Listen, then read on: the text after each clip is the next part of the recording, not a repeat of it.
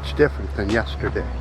Overnight, a little low pressure developed off the coast. We had a little bit of high fog and low clouds, but the wind came up and the temperatures fell, and the wind is still up and the temperatures are still down, probably mid-50s now.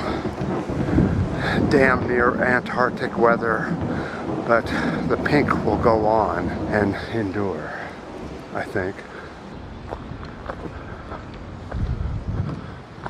I'm thinking right over here might work. So, big news day today. Let's stop right here and see if this will work. No wind, no people. We're good to go. Oh, I hate that saying. So I'm going to start out with a little bit of good news first, and then we'll go completely the opposite way. The U.S. public got involved a lot and pressured the EPA to regulate PFASs. I did a video not too long ago about that. Water experts warn that under the Orange administration here in the U.S. that delays will occur on putting these regulations into effect. According to the Orange administration, these regulations will take many, many years before the water standards are finalized. Our drinking water is going to take many, many years to regulate for finalization of these chemicals of PFASs, which are in almost everybody's water. So, oftentimes, the right wing talk about how they're so sick of the public having to pay for private expenses such as helping the poor and that sort of thing. But yet they don't seem to care a bit about oil wells in California. These old oil wells that have been abandoned by these companies and take off and just leave all the infrastructure where it is, the pipes, the rigs, the oil spills, the toxic chemicals in the ground. And guess who gets to pay for it here in California? Well, that's the taxpayers. A multi-billion-dollar bill awaits. Okay, here we go.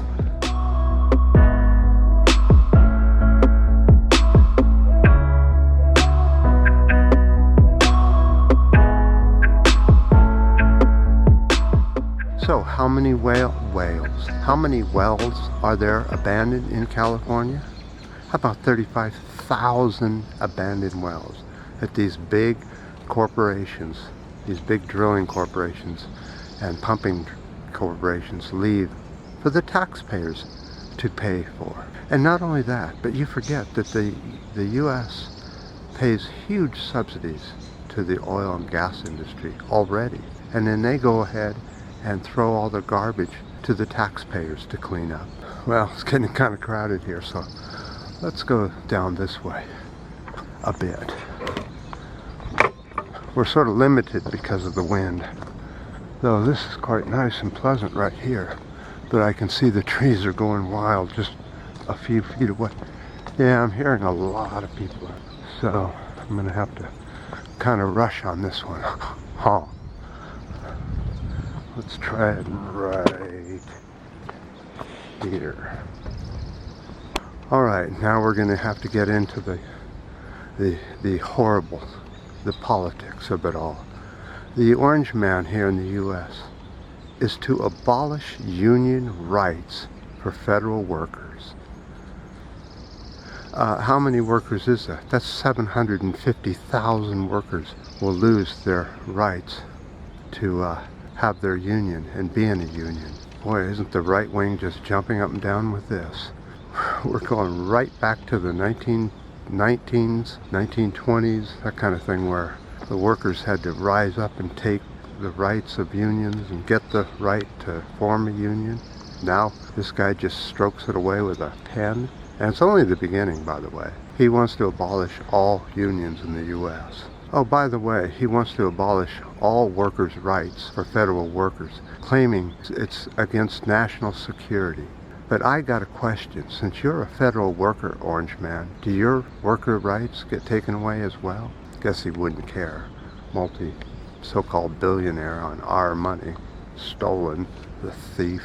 So under the Orange administration, companies and corporations are finding it that they are no longer liable for labor violations. So if they don't want to pay you on time or even pay you period, it's harder to get your money now under these new rules and regulations. He says especially franchises and contractors. These workers will have almost no rights whatsoever.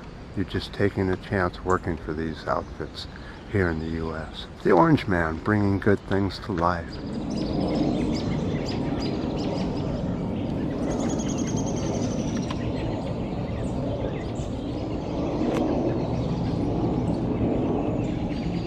It's kind of interesting, a commenter asked about, is it really true that the Orange Man sniffs glue? Well, there was, like a week ago, 3 or 4 articles about this, about his eyes being dilated, and Nancy Pelosi accusing him of being high during the State of the Union address.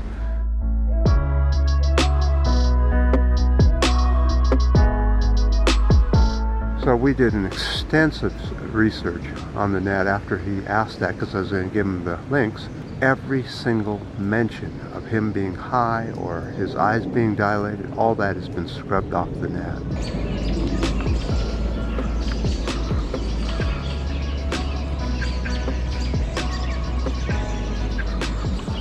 Welcome to fascistic. This is the new norm.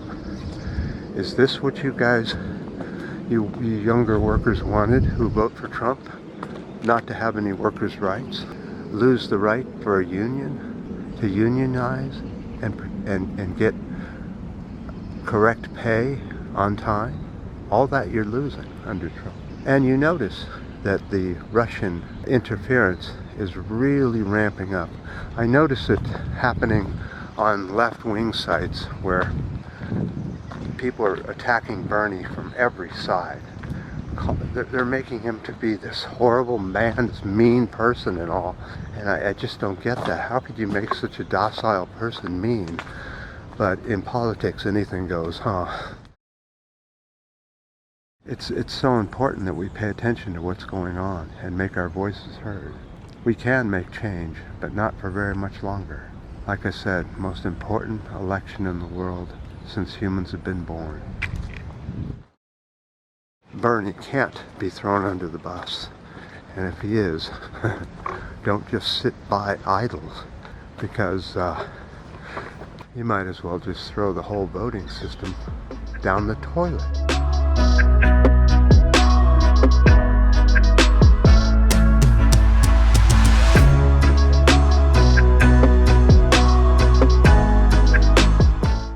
Well, there are herds of people out today, and I have been really bothered by the politics lately about all this stuff that Trump's doing and getting away with it, and the Democrats are absolutely silent on this, people. Is there anything we can do? I mean, come on. At least say something in the comment section that they can read and get your message. It's not just about me, it's about you making your comments, helping us save the world. I appreciate all the ups and downs. I never get any new subscribers. And until next time.